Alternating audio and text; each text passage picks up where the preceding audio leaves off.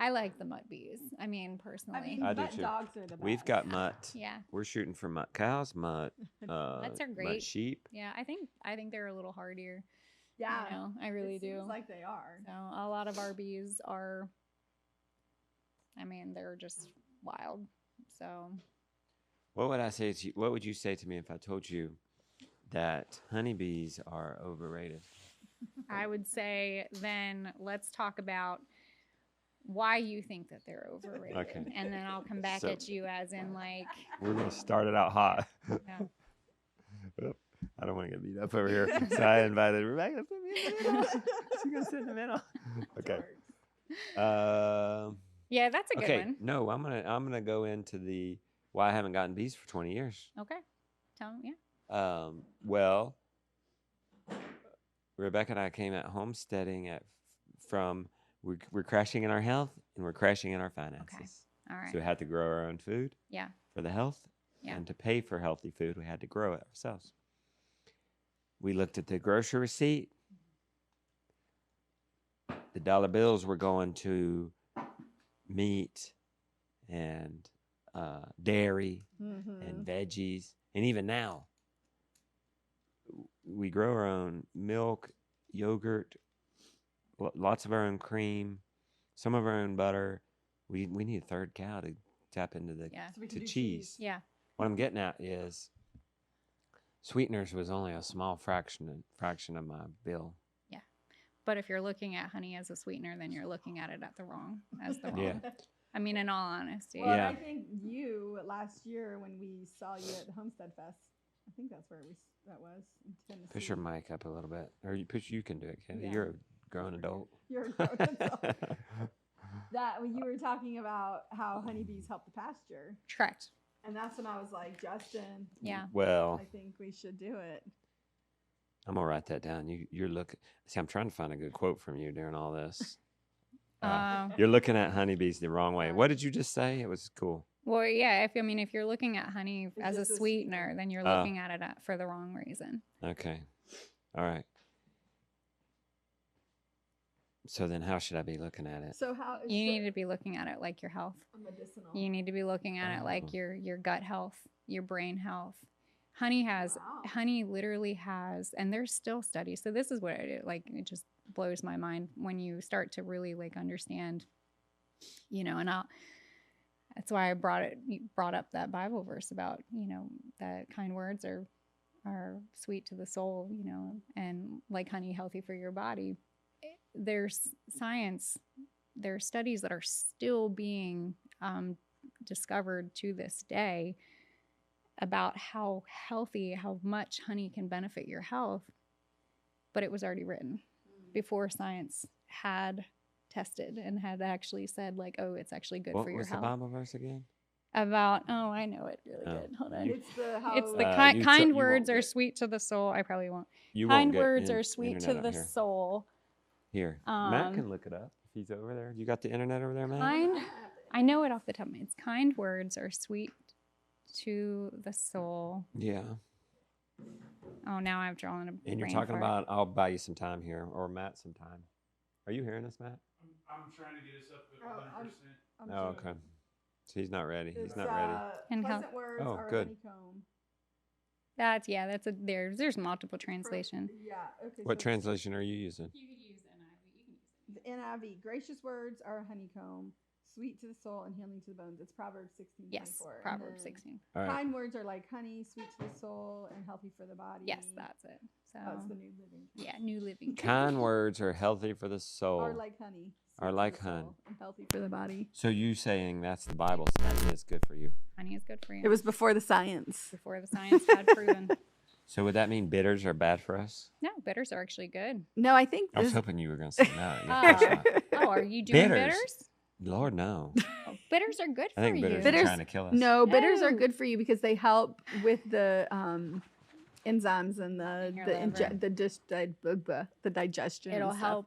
I'm on numbers Bitters are great. Bitters are great if you're taking them the appropriate He likes way. to pick and choose his science. Oh, don't we all, though? But you I'm know, joking. Goodness. I'm joking. artichoke can be a bitter. Artichoke can be used as a bitter. I mean, I should make sure I'm talking about the same thing. I'm That's talking okay. about like the taste of dandelion. It's like Yeah, you taste it but trying to it's kill super you. good for you. Very good for you. Well, what age are you? It doesn't when feel- are Depends you? on who you ask. When are you eating the dandelion, and what part are you? I'm not eating it Why not?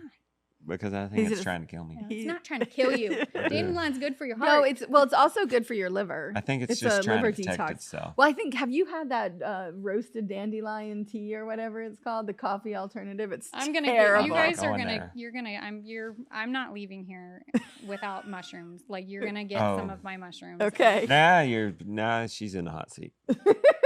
I'll Now take you're For it. right. both of you. I don't I think will totally mushrooms take are it. trying to kill you. Well, maybe they are. Some mushrooms could, but no, I Yeah, they definitely are. You got to be careful with that.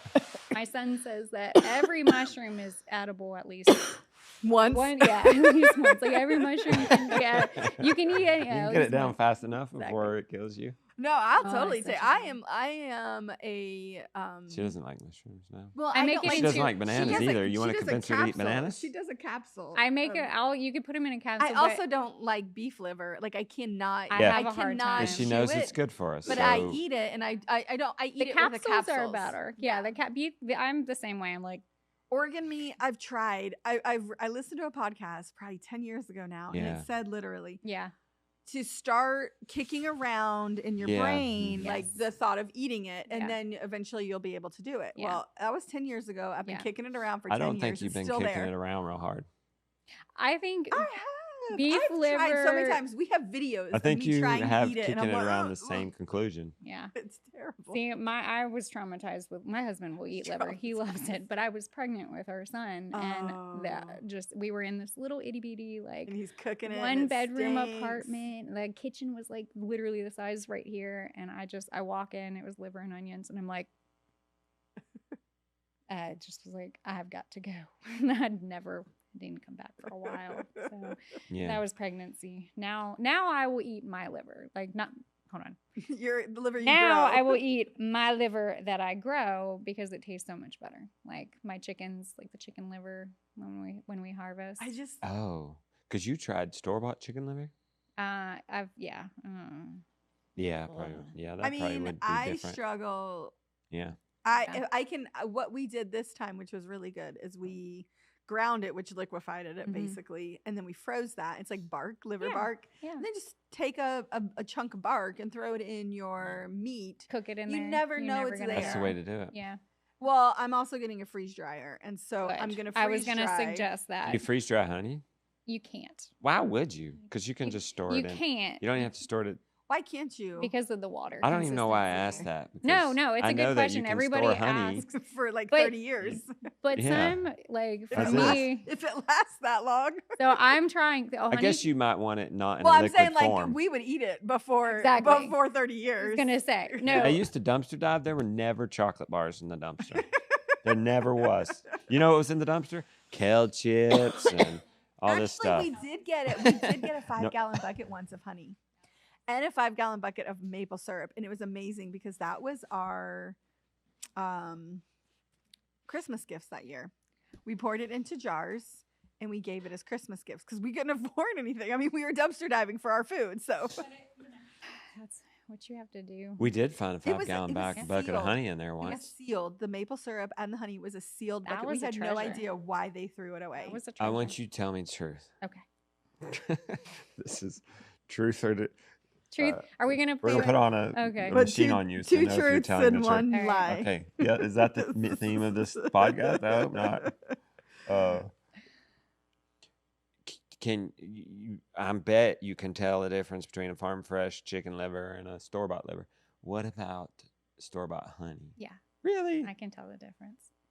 I can tell the difference, and it depends on where they're coming from. Mm-hmm. Oh yeah. That's a big conversation because there's ways to get around there's ways that the U.S. There's ways of getting around the sale of honey and where it's coming from and where it's not supposed to come from. So I personally can Like, where's tell. it not supposed Can to you- come from? Certain countries. Well, I mean, okay, so we usually buy from a local And that's the honey guy best. who's Yeah, like that's the best who because is- not only like are you providing, for their family, but in the end, like it's best to get honey as local as possible because it's based off of the plants that Mhm. that's around you. right. So, if you're doing it for allergy purposes. So if somebody's coming at homesteading for health and to save money,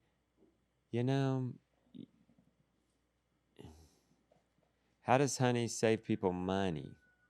Initially, If not just on a sweetening bill. so initially, the cost of getting started is expensive. Yeah. Mhm. And that's not, that like much? anything to start out. Just throw out a number. It can cost anywhere for one hive to start out. Because you have to buy the boxes and you buy have the to buy box, the you gotta- suit, the bees, the If you're factoring net. in one hive, it's probably a good, at least with the equipment, with the suits, with everything, and the bees. Yeah. $600 to Oh, start wow. out with one hive. and you're that's not going to get honey right away. Like not gonna get honey. you're It's going an to have to investment. wait. Yeah. It's an investment. But for me, I've looked at it in multiple ways. How is it bringing an income for myself? Now, I've got a little bit of a different Mm-hmm. approach to beekeeping. I've realized that I make more money teaching people and then also like the products off of it. So Mhm. like the beeswax, the honey, the propolis.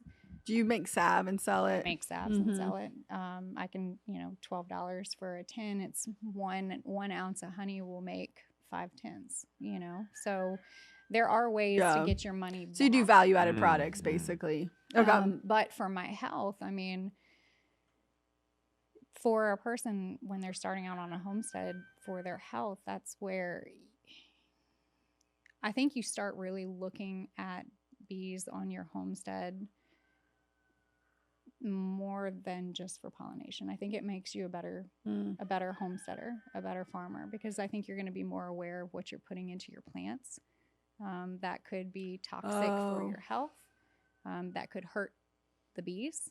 I think there's a bigger picture to it. What is? Wait a minute. So, first of all, people understand that honey comes from bees. Correct.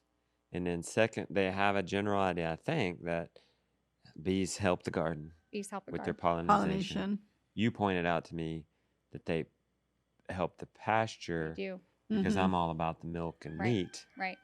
So the bees are going to go to the pasture and like white clover, for instance. Yeah. White clover, you've got a beautiful patch of, Mhm. a lot of it. It's going to spread. So what does white clover Whoops. do? White clover actually feeds the soil. So Okay. the white clover brings the nitrogen back into the soil. Yeah. Mhm. Well, the bigger picture to all of this is when the bees go and they pollinate the white clover and they pull in the nectar and they pull in the pollen, their activity of them going to the white clover feeds your soil, but the full circle is that white clover and nectar is so good for the bees and their own health, Mm. which will then make healthier, stronger bees. So you have to look at the bees on your homestead like a full circle. It's not just bees. It's those bees are providing food for your livestock, which is then going to provide food for you. Why? Because it makes the forage grow better? Makes it grow better. Because your soil's better because they were there pollinating okay. it. And then Why not just leave it to the bumblebees and the you can. are you the yellow can. jackets a Yellow pollinator? jackets, it's a different type of pollen. They're mean. They're Yeah, mean. not- I know. Josiah's What'd you like. say? They're not that nice. Josiah's Oh. like terrified of, What do you of do the with them? honeybees. What do I do Yellow with the jackets. I let them be. I if mean, I have a we good, try strong, to- healthy colony, they're going to defend it, and I don't have to necessarily worry about So it. honeybees and yellow Oh. jackets butt heads? They can if your colony gets weak. If your colony gets weak, Are they yellow can. jackets kamikaze like honeybees? They die when they kill No. somebody? No, sting they somebody? keep stinging. They They'll sting sting. so hard. They're awful. Well, their sting doesn't pull out like the honeybees does. Some people get mad at me for calling everything bees. Yeah. I know, they're like, they're It's not supposed to be bees, a they're yellow wasp. jackets. Flying jerks. Or that's pa- what we call 'em. paper Flying jerks. jerks. Hey, we're in their home. Yeah. Really? Yeah, we have to. Well, They've been here There's a long. whole- So lot my longer thing before is we have. that we have lots of woods. Yeah. Inhabit the woods. Mhm. Don't be coming down here and trying to make a nest in my front yard or on my house. That's the deal? You have a deal with them? Well, it seems to have Like been George working Costanza lately had a deal with with the pigeons? birds. You're like, all right, let's lay down some ground. I know, rules. like You stay over there. stay in the woods, away from the What do you do? civilization, and we're okay. Do you call a wasp a bee? Yeah.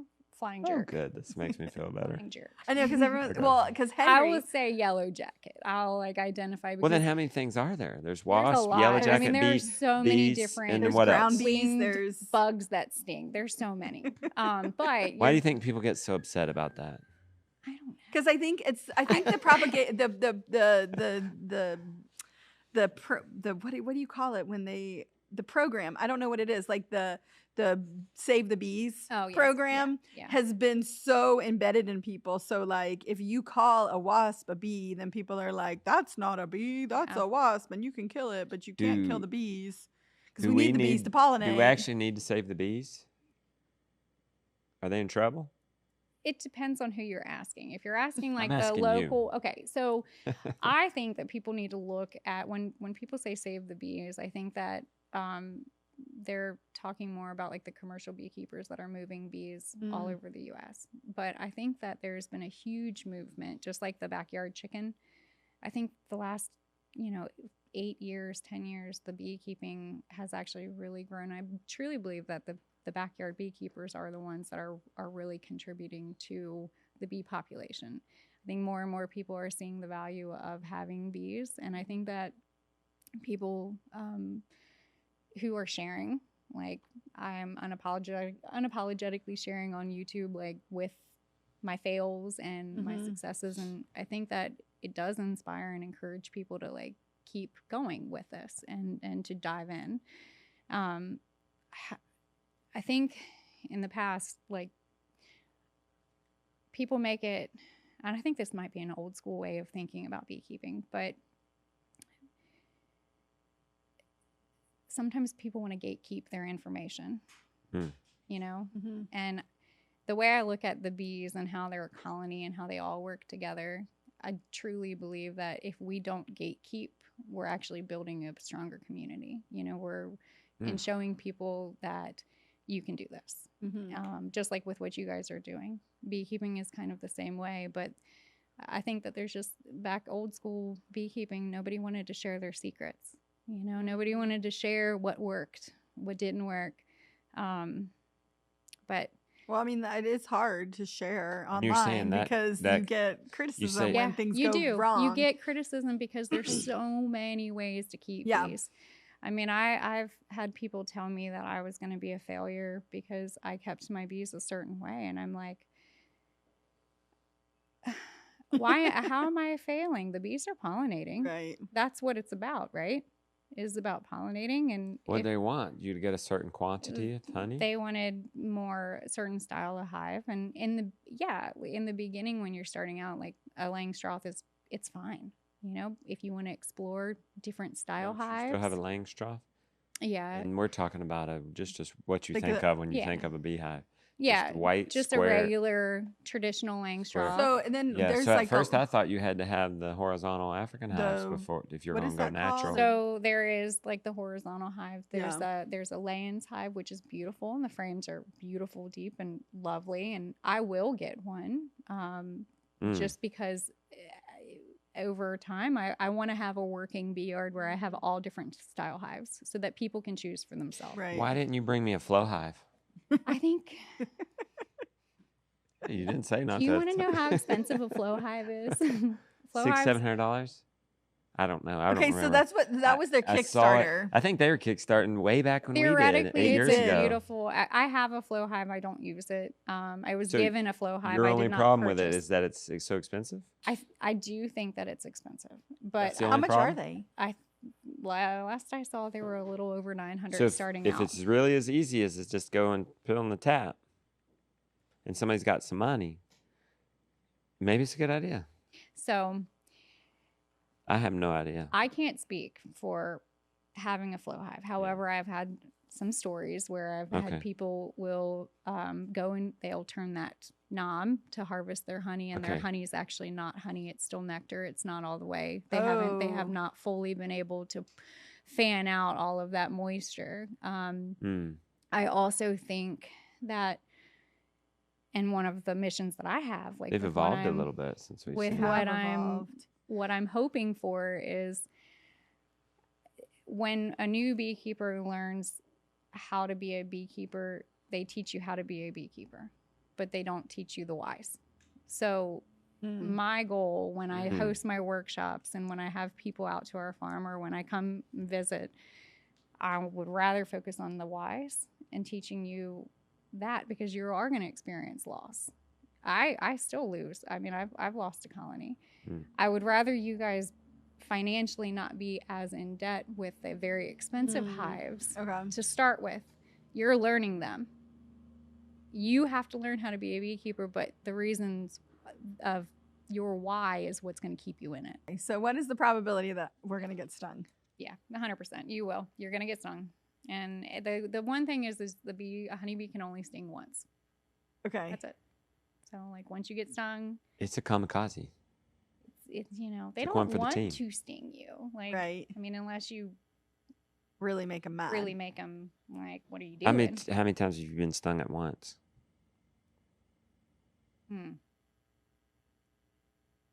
Honestly? No, lie. No, like genuinely not. Like not that many. Like really? Maybe like 3 times. What happens if you so with Jake when he had that happen where he was just like getting stung so much? Yeah. That was because the hive had gone like rogue, I guess, because of the queen issue. Or he had them trapped in his suit. It's very possible. His head. But if no, they're not gonna sting you more than once. Right, they sting him once, but it seemed like he was getting stung more than once. I don't know. I think he took his What's the hat chances off. our queen is gonna go rogue? Was he swatting? I don't. He might have been. Okay, so when you swat. So yeah, give us these. So when I get stung, or bees are they're gonna give you a warning first. They're gonna bump you. They're gonna come up and they're gonna bump. Okay. And then they're gonna back off. What's that mean? off. One is gonna sting you? You don't do that. You don't swat because then that's gonna piss them off. They're not gonna sting you. They're gonna bump you. They're gonna bump you. That's their warning. They're giving us a warning. They're gonna bump you and because they don't want to die. They don't. I mean, they're just more like, what's going on? It's also could have been the time of day. Okay. What the weather looked like, if it was cloudy. Well, it was supposedly it was a rogue. Okay. It was a mean queen. I've had colonies that have been feisty. I've had colonies that I've had to dispatch a queen, and I've had to calm that queen down. Now there's some good and some bad about having a defensive colony. There's the good is the feistier that colony, the more honey you're gonna get, and the stronger they're gonna be. Because they're feisty. The bad is you're getting ready to go to battle every time you go in, and no amount of chocolate or tacos is gonna make her happy. Okay. So, but I think it also depends on the time of day. If there's cloud coverage, for me, I like to go and I inspect my colonies when it's nice and sunny, early in the morning. If I do anything later in the day, the bees are all coming home. So think of like you've gone to work all day, and then someone's bothering you. The last thing that you want is to have a visitor after you've worked and you're ready to chill. So like in the morning, early sunny morning's great. A lot of people are out working. They're out, they're foraging. They're doing. And they're not bothering you. So there's people left, obviously, in the hive. Yeah. people. Bees. You're gonna call our animals I know. Sometimes we'll talk to the people. I call them my girls. Chickens. I'm like my sweet girls. So calls them our girls. I just learned today that they kill the gentleman. Yes. He has one job and then he's dead. Yes. Yeah. Well, he gets a good life.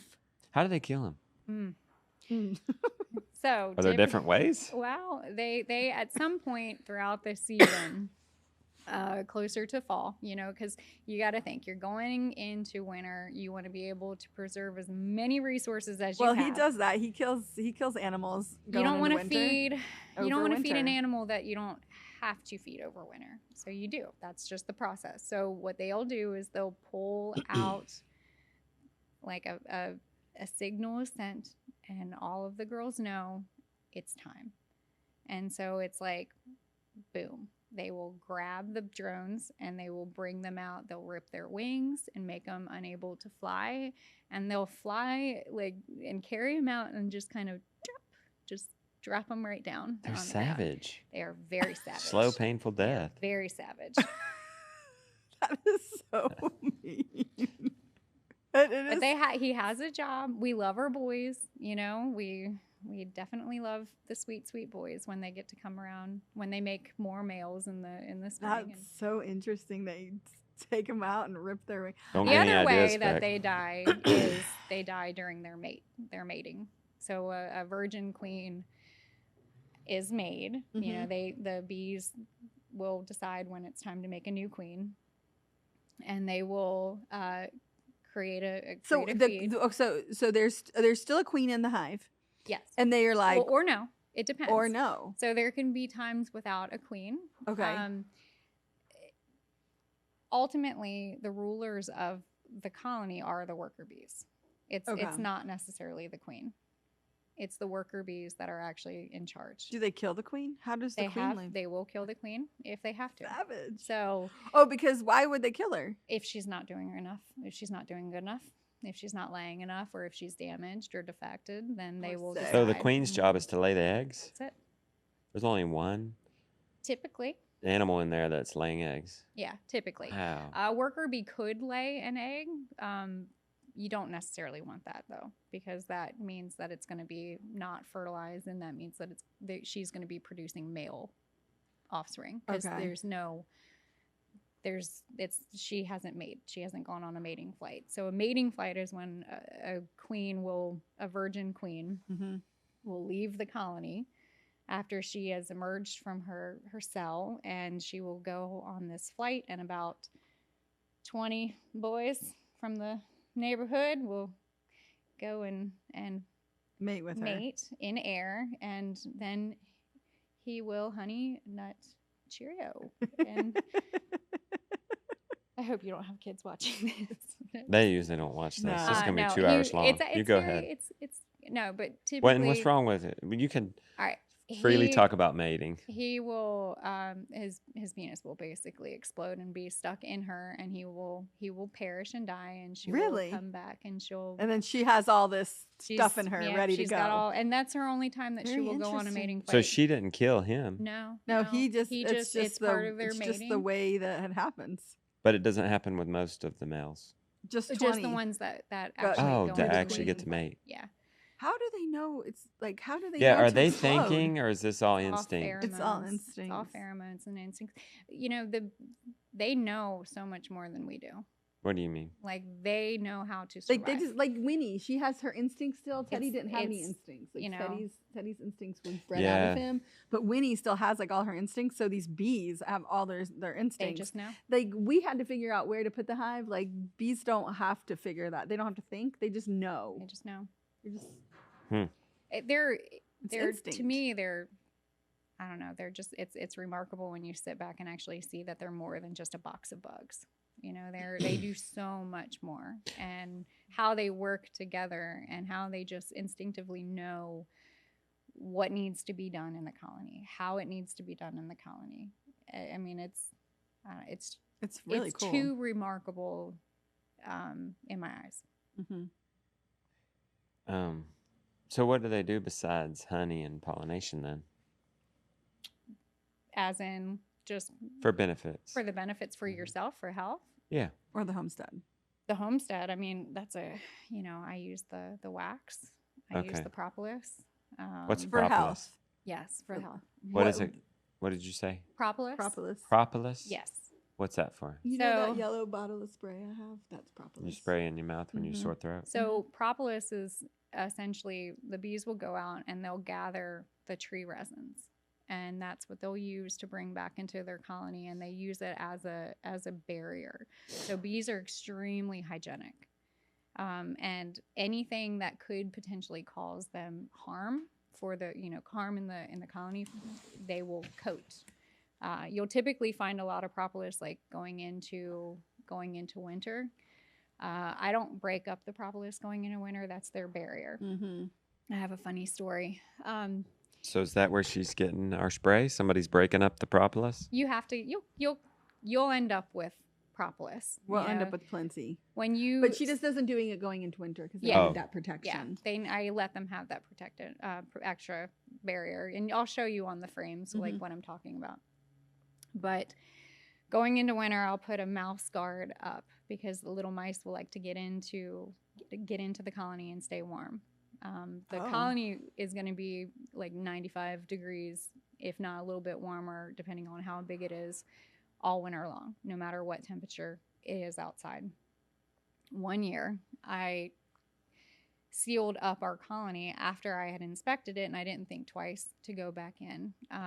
So I put my mouse guard, which is little hardware cloth, so the bees can still go in and out, but the mice can't go into the actual hive to stay warm, because they'll make a nest in there, and then that's a mess. Yeah.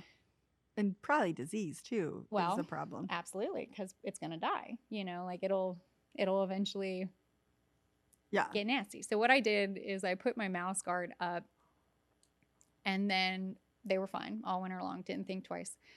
Went back in spring for the first time, opened them up, and there was a mummified mouse skeleton completely coated in propolis. Oh, wow. They did that. So remarkable to think that they knew that decaying mouse could have caused disease inside their colony.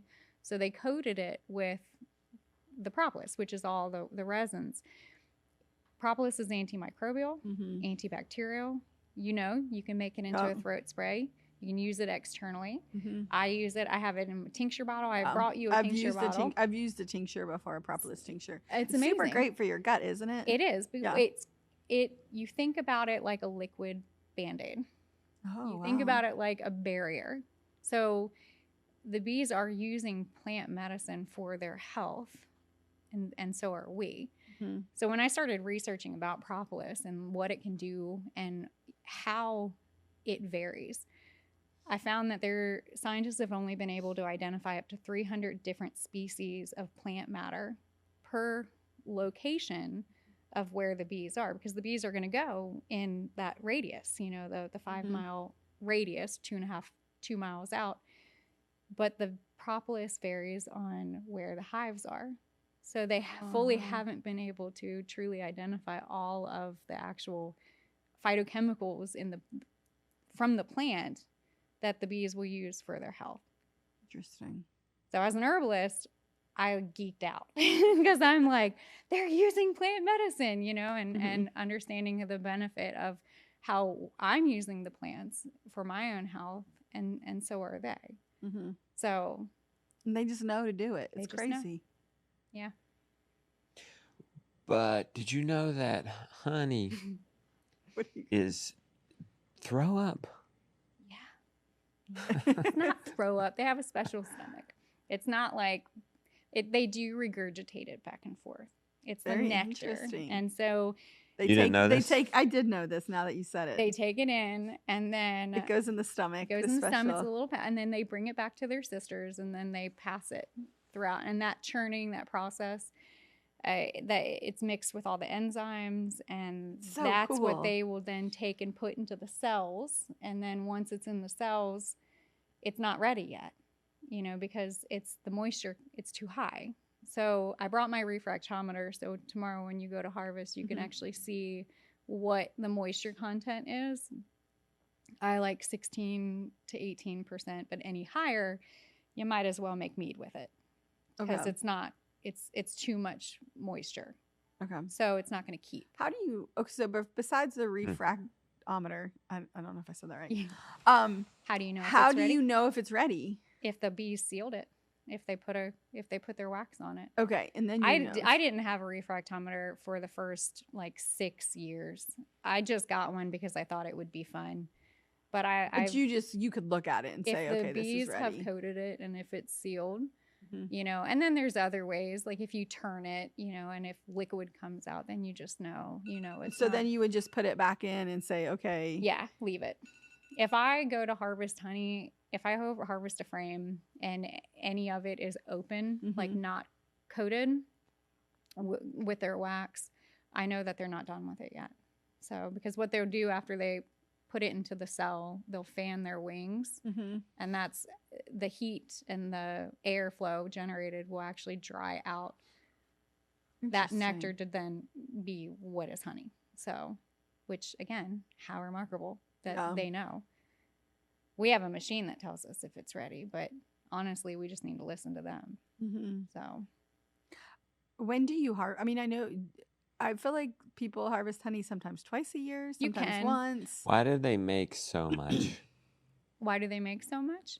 It's because there's abundance outside. It's their stores. What would they do if we didn't take it from them? They'd eat it. They'd eat it. Well, then fill it are they getting hungry? Would they get hungry? Without us? Are they getting hungry because we took their food? If you take too much. Oh. Yeah, if you take too much. So for me, like I feel like I'm pretty conservative when I harvest our honey. I don't want to have to feed them. Why? I don't want to have to go and get sugar to make something. So you don't do sugar water? Not if I have. If I have a colony that's very, very weak. Is if that I go unnatural? To rescue, it is unnatural. So but I'm hands off, hands on. Like if I have an animal in my pasture that needs my help, I'm going to help it. That's kind of the way I look at the bees. I do the best that I can to get them through, but I also understand that sometimes not doing anything is probably best. Like I've gotten called for swarms like later in the year. And in the beginning when I've gone and I've caught these swarms, they don't have enough time to build their stores up. They don't have what it takes. And now I've started to kind of do something different. I will actually save frames and save, you know, honey in frames. So just put in there with them. To give them. But in the beginning, you know, most beekeeping courses and classes, they'll teach you feed. There's nothing, that's not the way I necessarily do it. I don't want to say that it's wrong, but it's just not the way I do it. So the problem is people taking too much honey. I think it hurts them, you know, but then I know also this, but how do you know how much to take though? That's the thing. So I didn't provide one for you guys, but there is it's like a mesh screen that you put on the actual hive that prevents the queen from going up and laying. I don't use that because I let my queen go where she wants to go. So one of my ways of kind of understanding how much to take and how little to take is if their brood, if she has laid around the honey, because you'll see it's kind of like a rainbow shaped where it's a beautiful brood shape, and then she's got the pollen and the honey around because that's what they use to feed the babies, the pollen. It's kind of made into a bee bread. I'll show you. It's really pretty. But if it has that on it, I don't take it. Okay. Like if there's any eggs on it, I don't take it. You just take the ones that are straight honey. Take the ones that are straight honey, but not necessarily all of it. Yeah. So would you like take part of the frame, or would you take like if there's 3 frames, you might just take one of the 3? I might take one. Yeah. Okay. You wouldn't take like half of 2 of them. Yeah. So does that make sense? Like, yes, okay. It does. You're only taking a third? I'm taking depending on if it's a first year colony, I don't take anything. If it's a second year colony, I'll take a little less. If it's a third year colony, next fall. Yeah, it'll be next Spring, not right now. fall. It's summer, right? I would June? Probably look at June. I feel like that's when summer. our Early local bee guy does it in June, because I get it from him in July, so I can get the local stuff. It's best to do it in June because you still have nectar that's Flowing. flowing. So they'll be able to still be build They back up. can- So in our area, we have two nectar flows. We've got the spring and the fall. Like summer is great, but then we have that period where we don't have anything, which is the dearth. That's no nectar flow. But in fall is when we have the goldenrod, when we have the asters.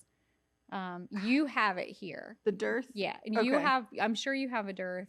I but just don't even know what it is. I'm like sure- it's so I feel like I'm learning a whole new Like the dog season days thing. of summer, the Yeah. hot summer. Okay. When nothing's, and it's just, Okay. it's just not. So you want to definitely try to harvest in like June. And then maybe you could harvest potentially during that second nectar flow, or no? I you don't. wouldn't. I don't. But I think because- people do, right? Because you want them to have that honey for the winter. Yes. Yeah. Okay. You That's want to make natural sure that beekeeping. they. That's okay. natural. I mean, Well, no, wanna- I mean that's what we want to you do. got to work together. That's the way I look at it. I want to be as hands off as possible. But if I have to help them by giving them frame of capped honey, then I can. But it just depends. Do you blame them for getting mad at you for taking their honey? I'm like, I'm so sorry. I promise. Do you say that when you get I stung? do. No. Well, She might You say say other. the I S word. say, well, it depends. Other choice It depends words. on where I get stung and how I get stung. I've had one. That time you got stung on your butt cheek? Oh yeah, I did. Yeah. I don't know if that was taping when we I don't know had if it, that but was taping. I did. you yeah. got stung I got stung on my butt cheek. on the butt. Yeah. And that was That's not a bad fun. spot. It's not because it's kind of meaty. That's a lot better Yeah. than your It's cheek I mean, I was tiny. gonna say like if or you get next stung to your like right eye here, where that you might swell up. Yeah. be really if you get rough. stung in your lips, Ooh, it's like Botox. or your tongue. Like I don't never done Botox, but I've Right. done Detox apparently. Like it's. And a you new do liquid. bee therapy, I do. venom therapy. Yeah. Apitherapy, apitherapy. I sting myself in my arm. How do you sting yourself? I grab a bee Oh, you do. and just. You kill a bee. Do you grab it with your fingers Yeah. or with like the tweezers that I see just people grab it do? with my It takes a hit fingers. for you. Yeah, it takes a hit for me. So You make a bee sting you. I That's how do. that works. Venom therapy. What's Yeah. wrong with you? No, I mean, what's What's wrong with wrong you? Not like that. Like that's Uh, crazy. But like, what is this disease that physically, you have? It's that not a you're putting disease venom in you necessarily. to heal? So I had my injury. I had an injury on our homestead Okay. when we were building our homestead Okay. with barbed wire, and I was trying to fix my fence, and my cow came up and was trying to figure out what the heck I was doing, and she threw her head back, and it made my hands snap and hit a major vessel in my hand. But because the barbed wire was dirty, I had a massive infection, which ended up having me in the hospital for Oh. a while. And then I had to have surgery.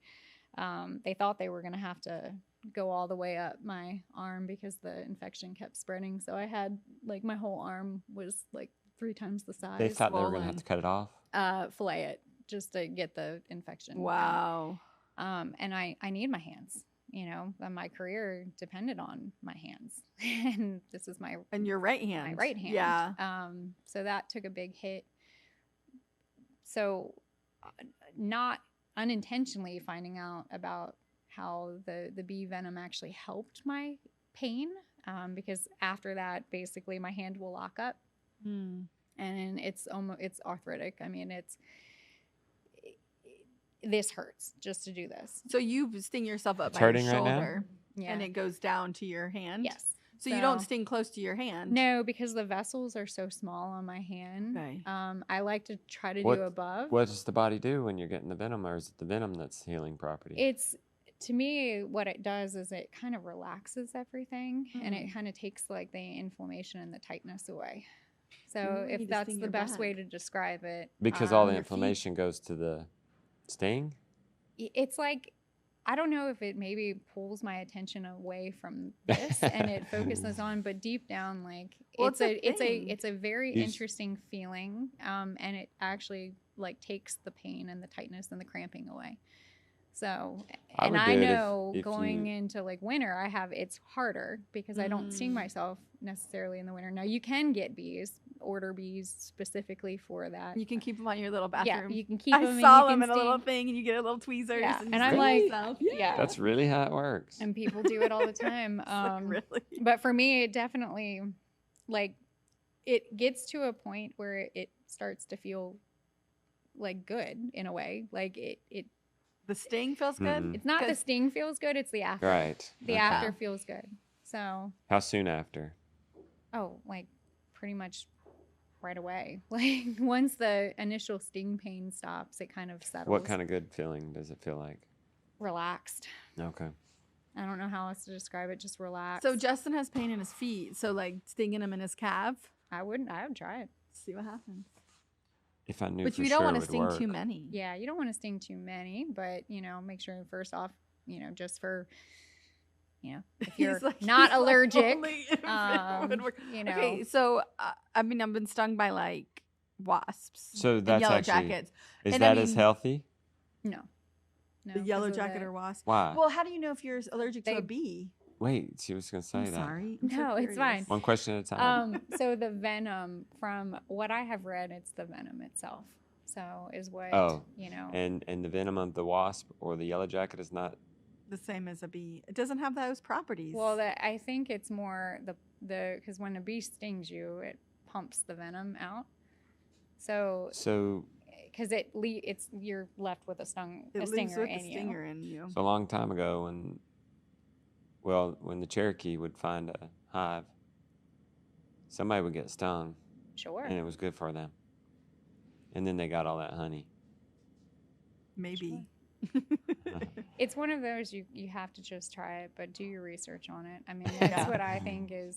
And you are not a doctor. What- Okay, so if you've been stung by a wasp or a wasp It's or a yellow jacket, and different. you haven't had a reaction, Most people think that they are allergic, to bees because well, they because you think have a localized reaction. you I will. mean, You're everybody going to does. have a reaction. I mean, you What do will. you mean most people think they Because- are allergic? because Because they they think a because- reaction. because it swells. They think a and it's, like, reaction. itchy and When But you that's get normal. stung, you're And going they think, oh, I'm allergic because I swelled up. pretty much. But what if somebody actually has to go to the hospital because they can't breathe anymore? Then That's they are really allergic. allergic. that is allergic. That is Or did allergic. they get stung in the blood? Did they get vein? stung like I've- close to the artery or I've whatever? had people get stung in their neck, and they've had really bad reactions. I mean, a lot of it's Anybody's gonna have a bad reaction. if you anybody's get going to stung in have the a artery. reaction. It's a reaction. Yeah, I mean, when I get stung by like a yellow jacket or a wasp, I definitely Get a it's like welt. this big. Mhm. It gets red. It's hot Yeah. for 24 hours, maybe 48 hours. Why does Put it on it. itch I so put bad? charcoal after? on it or So that clay. the charcoal will pull it You out. know what else works really well is But you don't want to pull it out, apparently. Well, well with a yellow jacket or a wasp. I do. if I get stung in an area where I don't want to get stung, like on my face when Yeah. I'm trying to do a Yeah. video, and I'm like, which I've done before, that was great. I'm like whatever, it's fine. plantain Yeah, I'll do plantain. works really well. I've done that where I like grabbed it, chewed it, stuck it on Make my it kids. a beautiful thing. little spit Yeah. poultice. But there's another trick. What? Honey. That's so There's funny. another trick. You put honey on it. What does that work on wasps and yellow jackets too? It'll pull it out. Ooh, I It'll like actually that. like take that pain. Because it's like take it away. that's very interesting. Because we had the fire, and so I don't have like all my remedies at this house. And one of my kids did get stung, and she's like, "What do you have?" And I was like, "I don't even know where it's at," and You know I was like, what? "I'm really sorry." Yeah. but I could have done even plantain or Yeah. honey now that I'm. I'm thinking about it. actually I started mixing plantain Hmm. in my honey and making like a like paste, a salve like almost. a real thick paste, Mhm. and just using it directly on.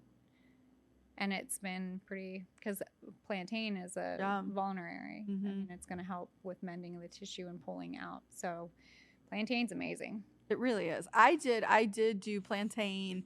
I chopped it and put it in oil and kind of just made. I was gonna make a salve then. I never Yeah. actually got that far. Well, that's okay. Do you still have it in the oil, or did you? I don't know. I mean we've moved so many times Yeah. in the last year. That's okay. You're Well, gonna you know play, what? time to get your But I plantain. can do it Winnie, again. Rebecca, What? Winnie gets stung, and she doesn't rub anything on it. Yeah, sometimes She you gets don't. to be just fine. Winnie's our dog. But Winnie also has like a lot of dogs are- fur, and it's just different. My poor puppy got stung the other day. Oh. Moose. Like I feel like if she got like stung on her nose or something, Yeah, it would they're gonna be smell it. more like us getting stung because we don't have like Well, she would a thick heal. layer of fur. Well, of course she would heal. We would heal. It's just bringing comfort measures. Yeah. Oh, okay. It's not like we're Getting stung in different locations, like I said, on the hands. You got to think about your vessels, your blood vessels. They're very small, so you're going to swell a lot more.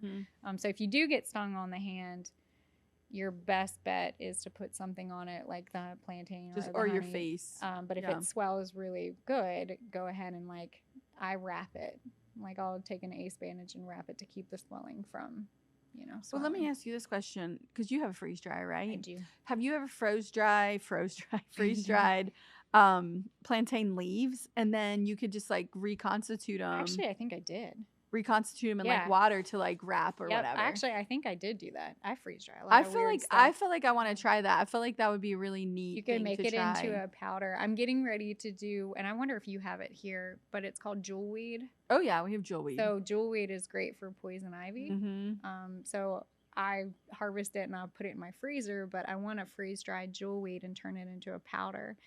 And so when I'm out foraging or, whatever. Oh, we have so much jewelweed. I love jewelweed. I love jewelweed. I have there's so many things that I want to do when we get it. Like, there's so many things I want to do when we go over there, and I'm going to call you up. You're going to have so much fun building an apothecary. He's like, what's an apothecary? It's like it's like an herbal medicine room. Basically. It can be a cabinet. It can be your pantry. It can be, an apothecary is. Like for ours, we have a cabin that we've converted into an apothecary. So that's where I have all of my herbs that I forage and grow and do and then make. That will be in our garden kitchen. Yes. It'll be down there. I want to do like shelving on the walls and just have it all right there. You need the herbs because it's the herbs and the bees and like. So we've been on a supplement regimen, and I'm like trying to get away from that and be more. I want to focus. We want to just be food and minerals. Yeah. Well, so honey has absolutely every single substance that will sustain life, including water. So if you really sit down and look at what honey has everything that will sustain life, including water for your health. That's so amazing. Why I'm like, people are just. So you could live on just honey. I don't think you could just live on honey. Oh, okay. But it has everything in it. I think you get food fatigue and you want food. Food is good, but it for me, it could be. Yeah. It could be a sustaining when do you thing. go to honey? Like you go to honey when you want. Obviously, most people will just put it in their. Right now, we're just using it as a sweetener. All right. That and maple syrup. So that's. Start with a spoonful a day, like a teaspoon. But if we're going to get away from the grocery store, we're axing maple syrup because we don't grow that. I'm going to buy it from my farmer. Do you have black walnut? Tap the black walnut. Mucho black walnut. Tap the black walnut. I felt like that. Different type of syrup, but it's good. Can you tell the difference between honeys of flowers or locusts, groves, or pastures? Yeah, you can. Is there a health benefit of eating our own honey? Absolutely. Why? Because you're here. You're in it.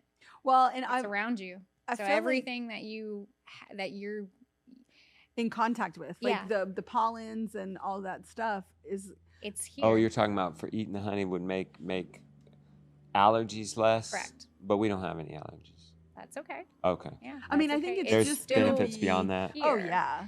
That's like in herbalism, like when we go and forage, like the plants that you typically need the most are growing right outside your door. Yeah. Which is interesting because I'm pretty sure we have Japanese knotweed growing. Oh, I'm sure you growing do. What does right that mean? outside. I'm sure. Maybe that's what you need, baby. I feel like Japanese knotweed is so good. I don't know what to do with it though. Well, we got to learn. I know. There's just, that's the way I look at it. For me, honey is more than just a sweetener. Taking it every day. You said a sweetener.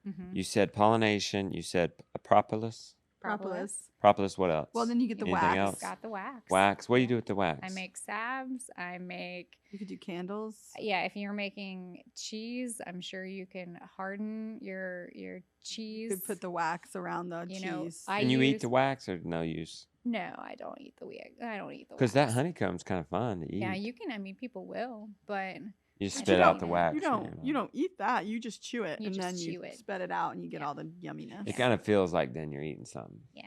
As versus a spoonful Yeah. of honey. Yeah. What else? Anything else? So propolis, honey, wax. There are some, studies on the pollen itself. Like you could set, especially for people with allergies, and you can set a little trap up that will catch the pollen. Didn't you have little pollen pills or Oh, something? the bee pollen. Yeah, and that's also Little good for pollen your pills. gut health because It's bee vitamins yeah. too. It's great. I mean, and then let's see. Now I have to ask you this. So like, okay, so I was getting my bee pollen like from the local co-op, right? And I mean, it's regional at least, yeah. at best. I mean, it's not like from California, the bee pollen, but it tasted terrible. Very bitter. Okay, but yeah. why does the Beekeepers Naturals pollen taste way better?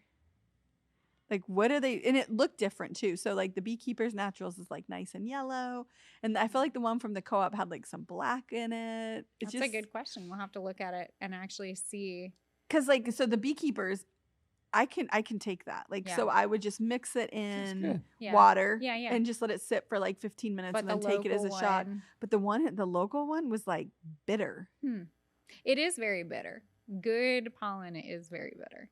I will say that. Well, maybe that's maybe. So I don't know. what I you- don't know. I just Might I have to was look at buying that. the Beekeepers Yeah. Naturals because it tasted better, and I could get my kids to take it. Yeah. Huh. We'll have to look at that. Well, but like, you can also mix the pollen in with your honey, okay. and then you're not gonna taste the bitter. what? What's your honey routine every day? My honey routine every morning, I take a spoonful, and then That's I it. also That's the only time you take honey in a I day. mix it in my coffee, and then if I'm drinking a tea, I'll mix it in with my tea. I also use it on my face. Girls gotta stay. No, I'm just. What do I- you do? How Rub do it you? on What your do face? you? What do you just like Like a straight facial? honey? Like Like- I'll do a Every straight- day? Did this morning? No, not this morning, but at least like 3 times. Because a when week. you travel, you take a break from that. Yeah, about 3 times a week. And so you just leave it But on you there. did bring your own honey. I did bring. So my did own you It was take a so honey good. shot this morning? I did take a honey shot, and I took one with you guys when we Yeah, made some I took tea. one over there, and I was like, So, "That's so good." But I'll mix. Put honey on my skin. I'll put it on my face, and I'll sometimes like crush rose petals and turn that into a powder. Put that in and the put that honey. in my, And is it like a mask, or is it a? yeah, kind of. Or and you kinda. wipe it off. Yeah, You wipe leave it on for off. like 10 minutes and then wipe it off. Yeah. Interesting. It's good for your skin. Did you ever take a TikTok when you had that on your face? I might have. Okay, do you take one before you go to bed too, a spoonful of honey, or no? You Did I can. imagine that? I know I mainly drink it in my tea. Okay. So and like after I spoon it, and then I'll lick Mhm. the spoon. So I guess I could say yes, but maybe not as much. But definitely in the Then morning. that wakes you up? Yeah, wakes me up. Well, not really at night. Like if I'm drinking my hot tea, I'll drink something that's gonna knock me out, like passion flower or chamomile. So something that's very calming. But yeah, honey in the morning is what I typically will do, and I don't really take vitamins. I don't Good for you. take anything like other than He's trying to get me off my supplement train. yeah. I do mushrooms. I do take my mushrooms every day. That's another. I feel like mushrooms do have a really great benefit. I've been reading more about them. I have a couple of supplements that I bought I bought some reishi, I think. Yeah, reishi's great for your liver. Also, it was when the fire happened. Yeah. And I didn't have anything. I didn't have any of my regular supplements, and we went to the grocery store, went to the health food store. Yeah. Which is my grocery store. Yeah. And I got rhodiola Mhm. and reishi because Yeah. I saw that it said that it's like good for calming the It nervous is, system, yeah. and I was like, I could really use some support right Yeah. now. Milky stage oats would be Okay. another one I would recommend. Could grow. It's oats. You should grow some oats. It's just oats. Just oats, but you harvest them prematurely. Okay. So before they've actually like aged. So when you pop and it then you open- freeze dry it. You don't have Or to. you don't even have to, you I just just dry take it? it and I'll put it in my jar, pour my alcohol to make a tincture, and then I'll macerate Oh. it and I'll let it sit. But milky stage oats it's a tonic for your nervous system. Okay. So it's very settling, like for it's nourishing. Yeah. Essentially, it's a tonic. It's going to nourish, and it's going to. I try to describe it as in like if you have an extension cord that's cut and the end's frayed, the milky stage oats, it acts like that coating that covers to bind it. But there's a lot of pretty interesting studies on it, and people using it for MS. And a lot of health issues. A lot of people in recovery. Interesting. Yeah, that's my daily. Milky stage is my daily. Like a tincture or As a tea? tincture. What do you think about people? This is more herbal than. That's okay.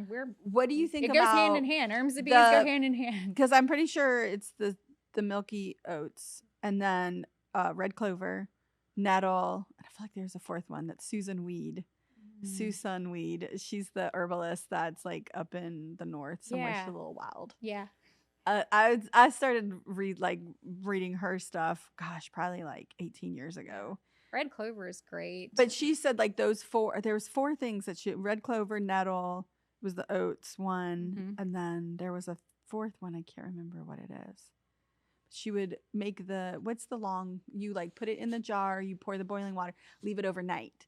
Okay. Strain it and drink it the next day. I can't remember what that's called. So essentially like infusion. Infusion. Yes. Okay. So all are good. Nettles is great. I'm sure you probably have nettles. a ton of it. So jealous. It's up in the woods. So jealous. Well, I have some planted, and everyone's like, "What? You're planting nettles?" I'm like, "Yes."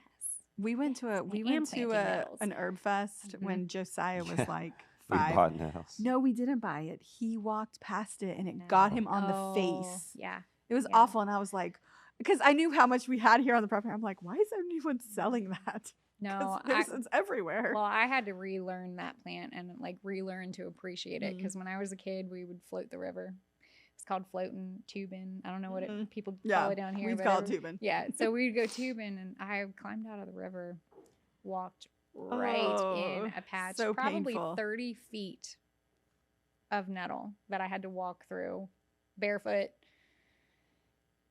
I had a very love-hate. I had a very hate relationship. See, it doesn't want. It's trying to kill you. It is, but then when I started to realize, no, it's not trying to kill me, but it was protecting itself. It definitely doesn't want to get eaten. When I started to understand what that plant offered medicinally and how it acts as a tonic and how it literally supports every single system in our body, it's crazy. It made me be like, okay, I'm sorry that I wanted to cut you down.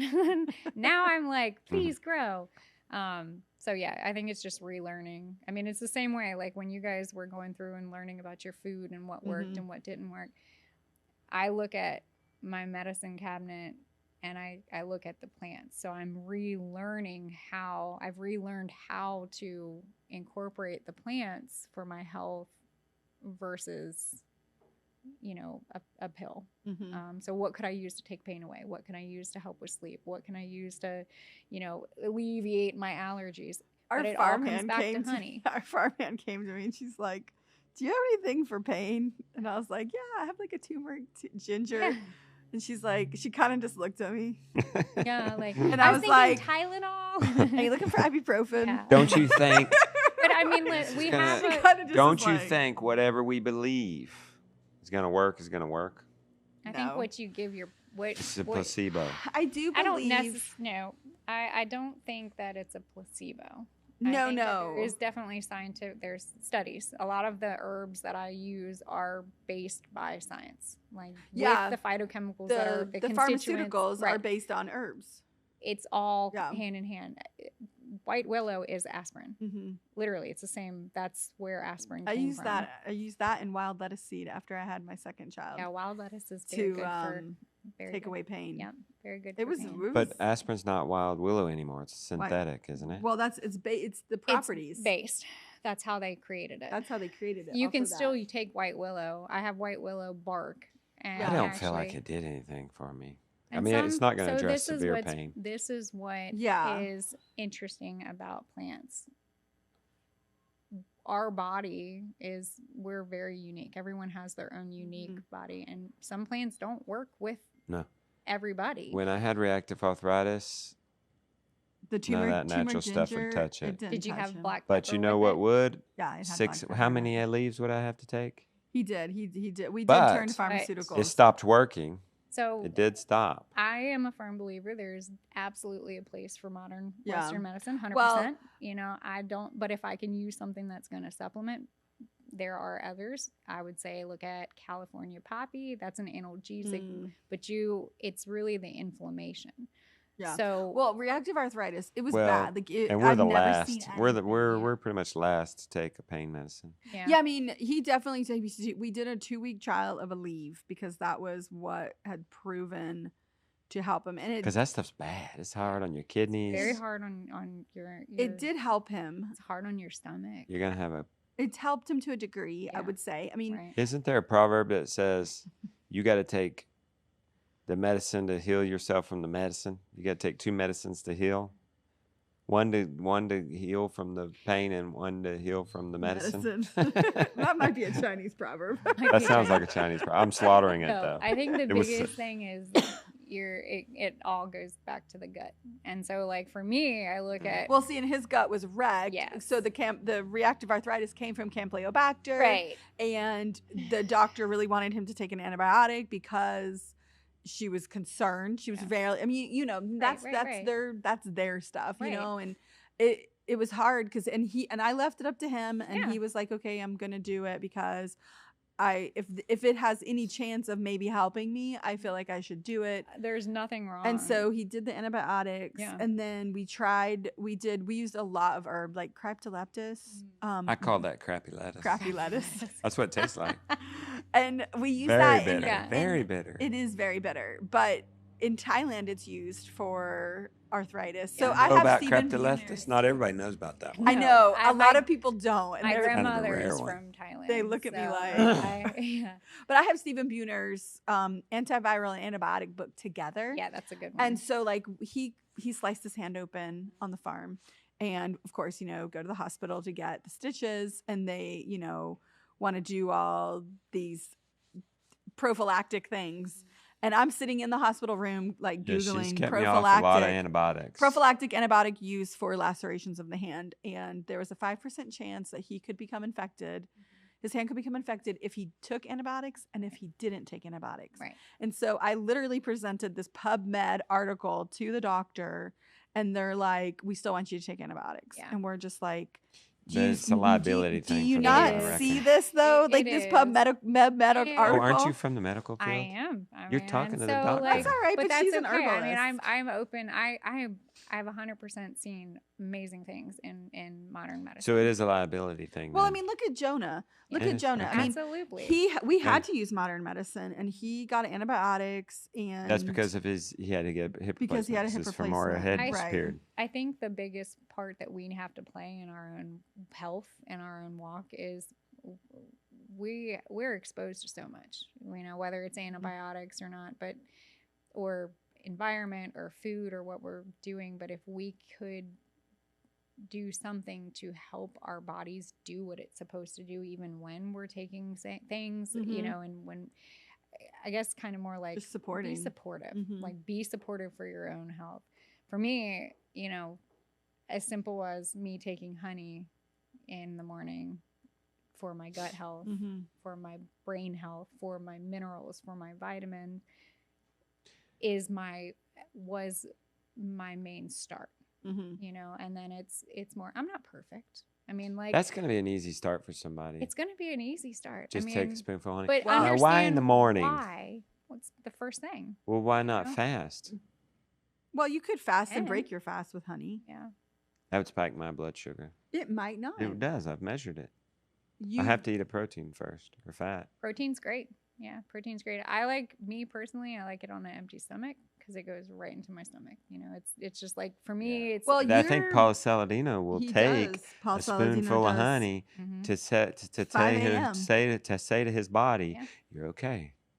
You're safe. Relax. You're good. You're safe. We've got provisions." Yeah, I think so. There's even So there's I some mean, people there for are even studies with honey as an anti-anxiety, you know, antidepressant. There's a study that I just read about how honey supports your brain health, you know, and against Alzheimer's and dementia. This is why I'm saying it's more than just a spoonful of, you know, something that's sweet that you can add in. How do you keep from overdoing it? I really like sweet things. like sweet I things overdo too. them. I have to watch myself. Then just have a little packet of honey straws in your pocket, as many as you want for the day, like maybe 5, whatever.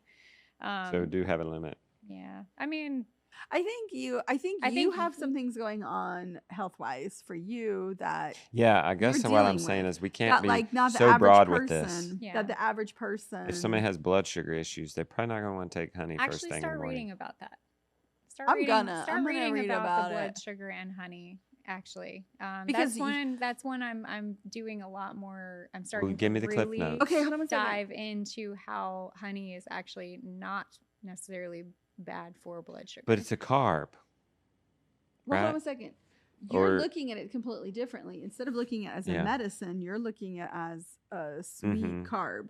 Where, like, so for Yeah. instance, his blood, so he has a continuous glucose monitor, and it, like, the last week, he literally it's been going off. His blood sugar has been like 53. Well, that's wrong. It's wrong this well, we week. don't know if it is wrong, but I'm thinking, why don't you go ahead and take you a spoonful of honey?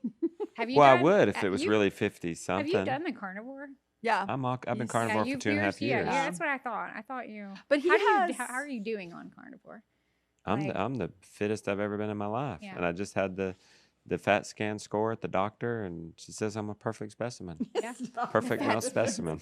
He did not say that. Yeah, He carnivore. did not say No, that. I had the but- perfect muscle No, to but he did. Yeah, fat he ratio. did. He did have a good. um, I mean, so he's more animal based, I would but it's say. Right, it's yeah, it's no. not taking away my foot pain. Yeah. Okay. Mm-mm. So But we did just clear up my gut. I had to take a lot of antibiotics because of my implants, Okay. surgeries. Yeah. so the gut is that's Yeah, I mean, where- definitely we're working on his gut. He's But about man, to. I vastly improved it with just intermittent fasting or only eating 1 meal a Have day. you looked at mushrooms at all? No, He's about to do the Cellcore. I'm not terribly opposed. 5.5. What I'm trying to look into now is the body having the power to heal itself. Yes. I'm trying to lean He's So been you into got to that. doing- give the body. That's my what it kick right now. needs. He's been doing Joe Dispenza. Okay. You know who that is? I believe I've heard. The book he's reading. That's pretty wacko. is- Yeah. It's pretty far out there. Stop it, it's I not. believe I've heard that. So Joe Dispenza, he's listening to the book "You Are the Placebo." Oh, I'm listening to the book Yeah, "Your Evolve Your Brain." got it. And Okay. it's Are they really similar? interesting. It's really interesting. So in my book, he talks about why so it's his very first book. He talks about why he does what he does, which is he was hit by a car and had a spinal injury, or I guess it was Gideon I don't came know if it was a over. spinal cord. Good job, Gideon. So if you hear clanging, we're happy because Gideon's over here. he had Bothering the other kids. a spine injury. Yeah. In which they wanted him to make a decision to put rods in his back. And he had 4 days to make the decision. He was a chiropractor, and he decided he wasn't going to do that. And so he went home, and the doctor said that even if he heals and he doesn't walk for 6 weeks or Freaking- 12 weeks, he'll when he stands up, he's going to become paralyzed, all these things. He meditated for like 3 hours a day on his spine healing. And on a future self, a future heal. yeah, And he- healed he himself. held his And he has all back. kinds of stories. I'm a skeptic. I'm a big time skeptic, but It's I want it to be true. So I highly recommend Evolve Your Brain as the first, It's- but it's all the science. Some of it's a little too sciencey yeah. for me, but like his The- stories yeah. in there, and the story I think is really powerful because like when I found out, so that was in 1986, and that was when he decided. He said, if I heal my back, I'm going to devote my life to the brain body connection. Oh, there is a huge. And so basically, yeah. it's him. him imagining it's like envisioning, I guess So you could say, or proclaiming like Correct. how. Yeah, so but you see it, Which I mean, like if we're gonna talk of the faith, I mean, words speak life or death.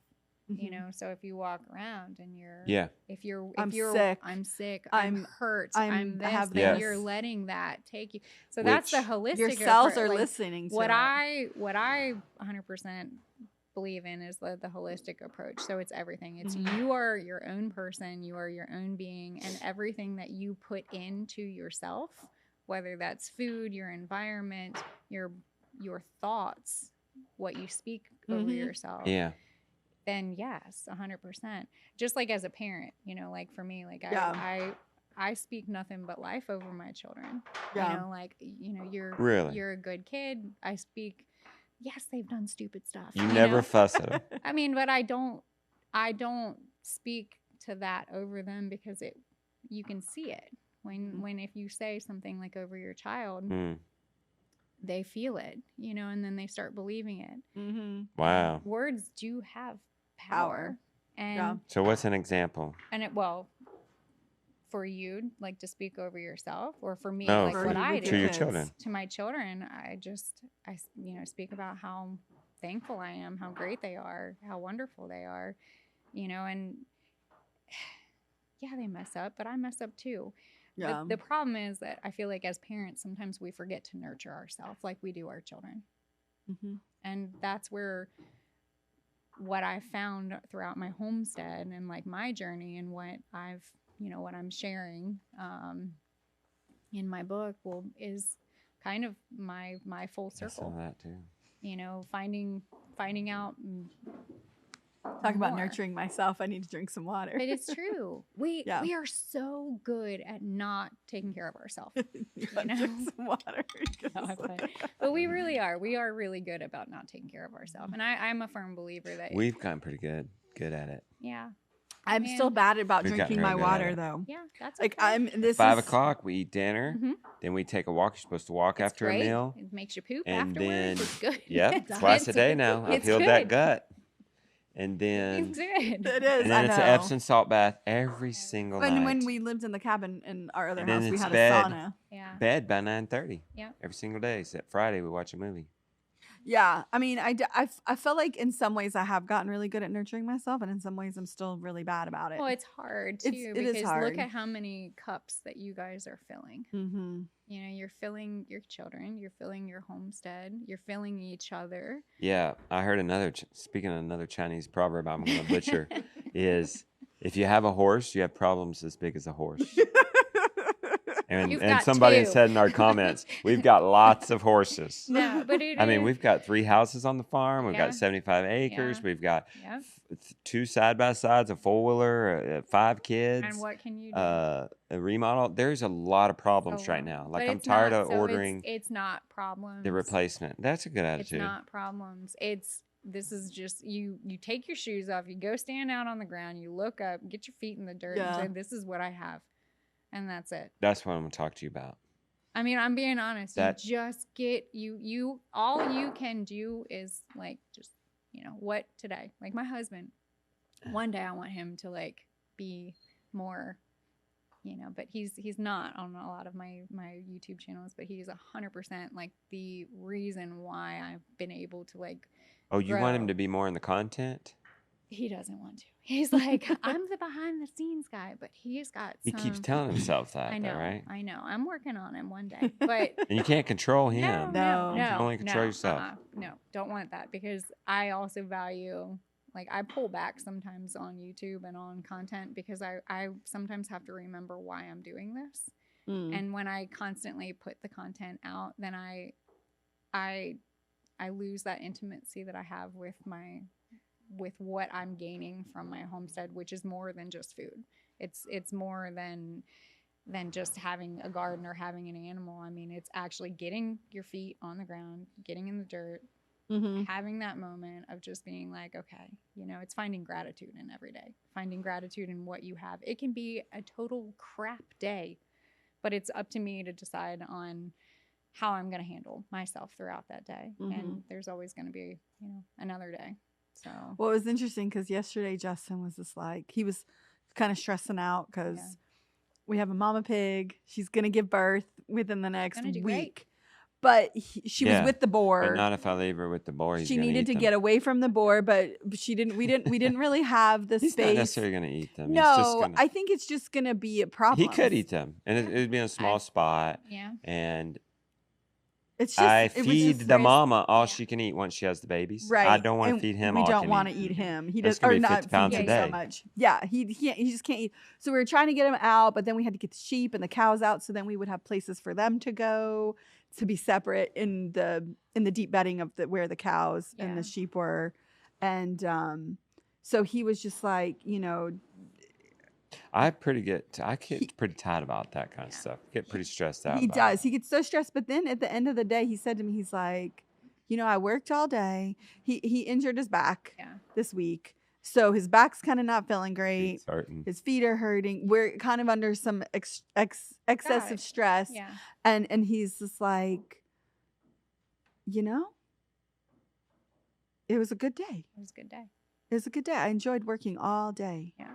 I worked with the kids. I worked outside. Here's what I did a couple times. Yeah. I smiled even though I didn't want to. Yeah. Even though I wasn't feeling it. Yeah. And it was it brings the emotion sometimes. It does. And I think sometimes that's where you have to like get out of, at least I'm only speaking on like my husband and I and like our experience, because moving animals, I swear I'm going to get a shirt that says I'm sorry for what I said when we were moving animals. Right. Okay. Like I love, we love our farm, but sometimes us like, it just doesn't. Oh, we work together, so we know. Yeah. It's like, I'm sorry. And then at the end of the day, I've spent our anniversary castrating piglets, like that's our life. That's what we want. This is why we're doing it. We've had really bad days, and I'm sure you guys have too. My main thing is I feel like sometimes those days are really good for us, because I think that sometimes those bad days make us appreciate the ones that are the good days a lot more, because without the bad, we're not going to know the good. And so I truly think that there's a lot of, what are you putting into it? What are you pouring? How are you pouring into? Just like when you're going to start blending your teas and harvesting your herbs or when you cook food, when you make a dinner, when I have my kitchen and I can spread out and I can really feel like I can do the things that I want to do with food, because right now I get so frustrated in these little kitchens that I've been in. So don't get frustrated about that, because I think sometimes too is like when you're putting in I guess emotions and feelings, it can trickle down. So like for me, if I'm cooking dinner, my husband knows if I'm in a bad mood because my dinner is horrible. And I'm like, I'm sorry, but for me it's I don't know. I think it's frustration because I don't have anywhere to put anything. Yeah. Because I'm like, I've got this hot pan and I'm like, where are we going to put it? And there's nowhere to put it on these counters because they're all filled with other things that I'm cooking, But you're probably making a lot of really awesome memories building everything that you guys are doing. Yeah. I look forward to being in there. That's one thing I've been trying to do the Joe Dispenza meditation. Not necessarily like exactly how he says it, kind of like my own spin on it. And that's, envisioning and it's interesting. So before I even knew about Joe Dispenza, I was always envisioning my children and their spouses and their children, like all of us together celebrating holidays and birthdays and just like celebrate. And I didn't even know that I was like doing the future thinking and like calling that up. Yeah. Like I didn't even know that that's what I was doing, but it's so interesting because like when I first started doing it, one of the things that I've struggled with, especially so I weaned Henry in September and in October, my thyroid just went wonko. So I and I think the mushrooms. And so but I feel like I'm finally getting like my hormones are finally like settling. I've been nursing for it was over 3. Yeah. Was it over 3 years? No, I was pregnant and nursing for 3 years, so I was just like, my hormones were just kind of like all over the place. Yeah. And so I felt like I'm finally doing it, but I started doing with Joe Dispenza, like the meditation of just like envisioning myself with all this energy. And it was so amazing. It happened. It was just like I had all this energy and I was like, where did this come from? Yeah. And so, I am all for mushrooms and I feel like it could really help me. But I also am excited to see what's going to happen when you guys do go in and work the bees. I am excited. They're going to be your absolute. You have to be like. You have to be calm, right? Let it go. You've got to be right here. I'm looking. You're in something else. You're in another. You're in their world. Yeah. So for me, that's my church. I'll go into my hives and I will. Mhm. That's where I really You have to be present. you have to And be you have to be present. calm, A lot right? of this You meditation can't have the is getting in fear. the present. Yep, You can't have the to be- fear. Yep, that's my Because- feet on the ground. Okay. Let's go back to where you were in that circle and you're saying this is your now, this is your here. Yeah. Winnie is our dog. She hurt her foot and she started limping around and everybody's panicking and they want to take her to the vet. Panicking. And I we said were to them, I concerned. said, she doesn't know about the vet. She doesn't know about any exterior sources of healing. You watch, she's going to heal herself. And she's earthing. She's, not eating She's as much. fasting. Yeah. She's laying on the ground. She's sleeping more. And she knocks it out in 4 days. And nobody tells animals they need something. Yeah. And they heal themselves. I think there's a bigger connection to all of this, and that's where it's when you start looking at it as being connected. I mean, to me, like I just it's not a separate thing. It's Well, Justin. Animals are in the now. Yeah. I don't know if they can think about the future or the Mm-mm. past. Well, it's interesting because Justin likens, so the Dohertys, Beth and Yeah, Sean Doherty yeah. they're everyday Catholics, go to mass every day. And Justin's like, I liken the homestead as that. Yeah. Like This is my church is my homestead. being going to church every day, basically, yeah. because just communing with the animals and just Finding being in gratitude. creativity It's- creative in nature. in nature. It is. It's finding gratitude. I didn't sleep great last night. That's okay. Henry had a rough night. It's And say your gratitude. it's having something to believe in. It's having something higher and more meaningful than yourself. Mhm. Yeah. We are so small. We are so Yeah. small. And then when you start connecting the dots and seeing what the bees are doing and how they're working to help with your homestead and how they're feeding your animals and how everything, I mean, all that they provide, it's a feeling that you cannot, it's too perfectly created. Mm. It's way too perfectly created. So you're going to really enjoy getting into the bees, and I think you so. are going to You're gonna do find it? yourself. I want to do it with you. I feel like I was going to have Austin do it.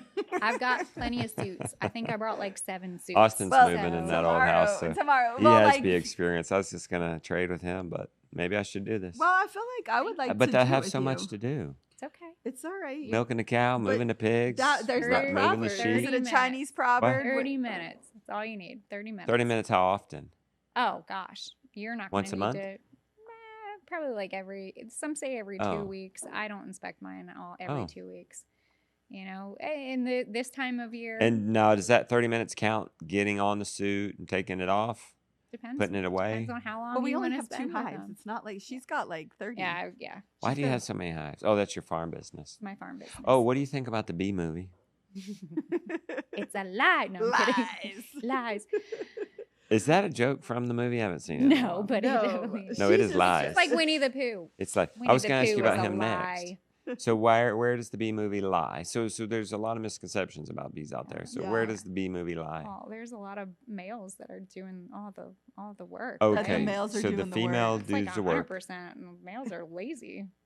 They just do the mating. And the eating and the being pampered and loved.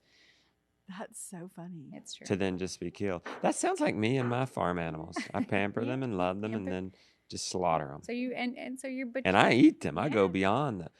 some people think do those eat little- the drone breed, like the male drones. Some like- do eat the like drones? in the larva form. Yeah. Okay.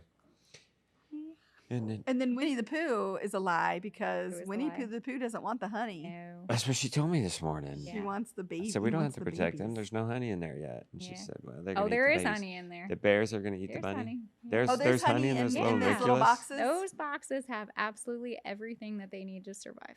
Oh, okay. So we'll take those whatever's in them. What I don't know what they're The called. frames. So Frames. we're gonna pull the frames out tomorrow. And put them Oh. in Put 'em the inside. in the hives. Yeah, and so they can grow. So they can fill those cells with pollen and nectar and make more honey. The queen's I gonna mean, they're lay gonna get eggs. busy like Saturday. You're gonna get really busy. I can't wait. I I can't wait know. to see it. I'm like, You've been surprisingly interested in this. I am. I'm very Well, interested. I remember think- you said you I were like, think- I've always wanted. I- Last time at the Homestead Festival, I feel Really? like because Why are bees so sexy? they're sexy. What? Everybody wanted me to get bees. It's a Oh. sexy thing to it's do. the sexy It romantic is. homestead thing. It is. It It's is. the cool homestead thing.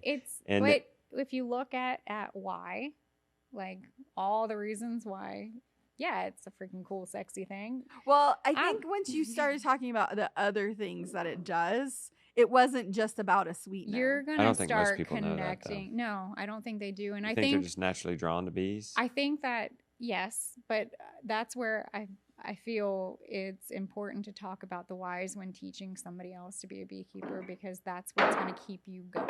You know, a lot of people will just teach you how to be a beekeeper and like what this is, but they don't show you all the other. You know, all and the, see, like the holistic aspect of, It's the, the of bees holistic- and beekeeping 100%. and bees on the homestead, I think is what draws me to it. Yes. It's not just about the sweetener Mhm. that is the byproduct Yeah. of it. It's like, you know, like with our cows are our centerpiece. Everything we do surrounds them. And so like when you were talking about the soil health of the pasture, that's when I was like, oh, like It's all connected. And that's when she said, "Well, I can get Justin and get him now." I've been holding out for 20 years. well, it also took him 18 years to get me a side by side. And he's like, that was one of he's like And I quickly Best stole it from her. decision ever. he's like, I No. can't believe I didn't get one Pigs earlier. too waited way too long to get Yeah, pigs. pigs Yeah, were pigs. pigs. I was too intimidated by pigs for too long. No, don't be intimidated. Turkeys, he was really intimidated by I turkeys. love my turkey. Was I? You Turkeys were. are so absolutely easy. Well, everybody- love the I was a turkey. freaking because Ev- people tell you they're gonna die, They say that all of them are going to die, so we got 14. Oh, Because And we they- were like, and half of them did die, and then we stopped No. believing it, and they quit dying. no, I have no, one died, Oh, that's right. and we That's were, right. and then we had all these turkeys. You know what? we were like, We what thought are we we were gonna do the, with them? I think the turkey is my favorite. I love my chickens, but the turkeys are my favorite. They will dance for me. Like they'll come up and Oh, dance. that's so funny. We ended up See, giving, they're your favorite. You're kind of in this for kicks and giggles, aren't you? No, heck no. Are you kidding Well, me? then why are they your well, favorite? because she has Oh. to. She has to have the joy and the gratitude. It's the joy. and It's okay to gratitude. be in it for kicks and giggles. No. She's not. She's making money. I find You kicks eat the turkey, yes, don't you? You don't I- have a yes. lone turkey No, no, mascot. they do don't you? I have do any- have one right now. Oh, but you I do. need I to nailed get it. more. I I'm trying to nailed find her it. girlfriend. You Hook have a some mascot. girlfriends. They don't have any. Couldn't she kill said it. They don't have anything on their farm that they don't eat. Yeah. You eat the goats? Yeah, I've eaten goats. Okay, good. Yeah, I've eaten Good. goats. Our kids did 4-H. And we raised our goats. I'm not. People don't everything eat their has a goats. They need to purpose. eat the goats. Everything has. I a think that's one purpose. of the things that makes them so upset about the goats is that people are like, I would never eat my goats. And Justin's like, if you're starving, If you're starving, you're gonna eat it. Mm. so that's kind of I think where people. Well, it's okay Justin- if they lose people don't Justin want on to the- eat their goats. That's fine, but let's be real. You're in for Yeah. kicks and The giggles, so that's okay. The goats are the. I mean, goat meat is literally the most consumed red meat in, Yeah. all over the world. In the world, yeah. It you is. know, It is. And there's a reason. I America mean, brings that average way down because we don't eat well, goats. Yeah. I mean, yes. there was a guy at the farmers market. I used to buy like 3 pounds of goat from him ground Mhm. because Yeah. there was a time we didn't eat pork, and we couldn't buy organic pork or Yeah. pork raised wild. Right. It was junk pork that I could get, and so we just stopped eating pork, and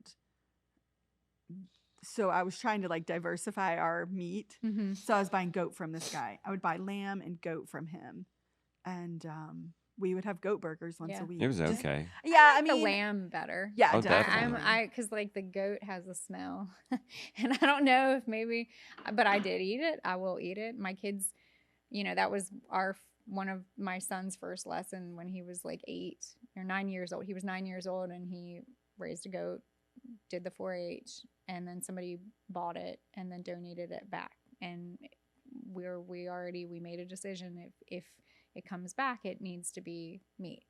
And so it did. And my son got upset a little bit, but then there's a sense of pride, I think, Mm. that, you know, he had because the butcher was like, you know, your meat actually was really good. You did a good job.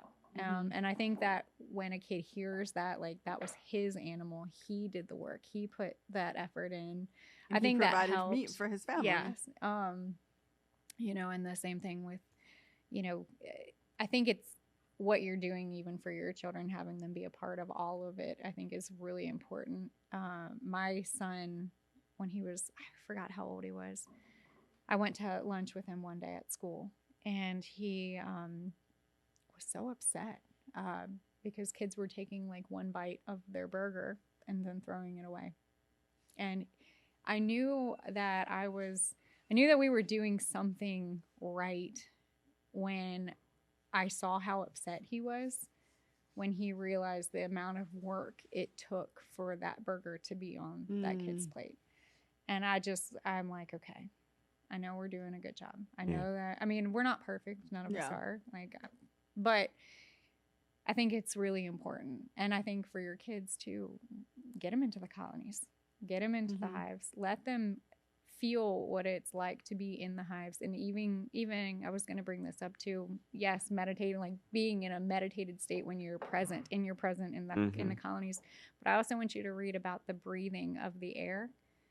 The bee air in certain countries, they will actually use the bee air for their own medicinal health. Oh, interesting. I do it personally. Like when I get into the colonies, they have a smell, and I just breathe it in immediately, relaxed, like just interesting, completely relaxed. But read about it. Well, I feel like there's so much, like when you're with even like, the horse or the cows or the sheep, like you do feel like a sense of relaxation. So I'm wondering like how that's going to be with the bees. And even the I'm vibration. excited. You'll start to feel their vibration. You'll be able to tell their temperament by their vibration, over time after you're around them more. You'll start to it's a dance. I mean, it's very graceful. So yes, bees are romantic on the homestead, but maybe not necessarily in the traditional everybody should get bees. It's more, for me, I've learned how much bees have helped my own health, mental health, stress level, anxiety, helped my homestead. And ultimately what it comes down to is the most important thing for the homestead is the homesteader. It's you. It's because you're the one doing the work. So it goes back to nurturing yourself. So what are we going to learn tomorrow in this class for Abundance Plus? So tomorrow, 2-hour class. Tomorrow you're going to learn, we're going to install the colony later in the kind of early afternoon.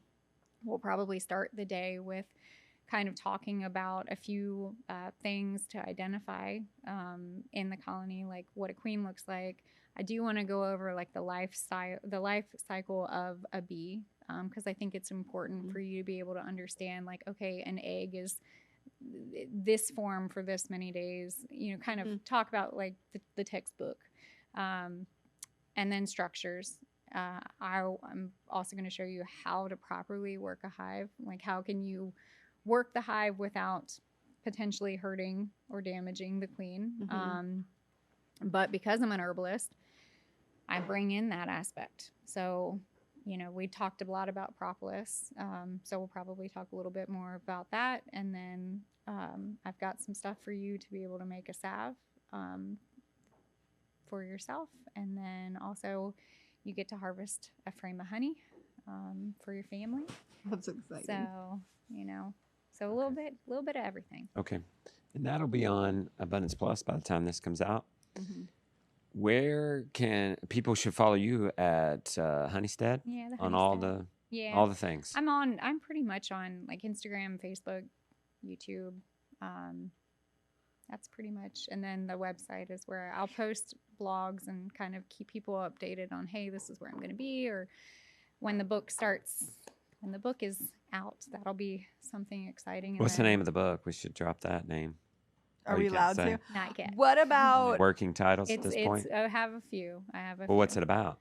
It's a beekeeping based herbalism book. Okay. The publisher won't let you say the name, or you don't want to say the name? I haven't quite decided. Oh, okay. Okay, so also you have an herbalism course. I do. Is it out? Like, it's out? It's out. Yeah. Okay. So it's a homesteading. Basically, it's a beginner's guide to being your own herbalist. Okay. So a home apothecary course that Okay. I have out that has been really good. That came out, and then this is my first year learning about courses and ebooks and all of that. So I have a lot. I have a lot more information that's going to be coming out over the next couple of years. Okay, thank you. And we're going to be vlogging this on our own channel. Yeah. Of us getting bees for the first time. I think this farm's history, 92-year history. Yeah. And if people want to go further, they can go into the instructionals in Abundance ask Plus. Aunt Nellie if they had bees. I'll have to ask her. 'Cause She's my only the only living relative, or my only saint. It's still got her mind. Yeah, who still knows? I need to ask her. We'll have to ask her because they milked cows like off of this barn. There was a lean-to over there, and Justin's dad, they had a Guernsey. Justin's dad milked the cow. So cool. Just right over there. It's like so cool. Yeah. The history here. So cool. Yep. All right. Thanks.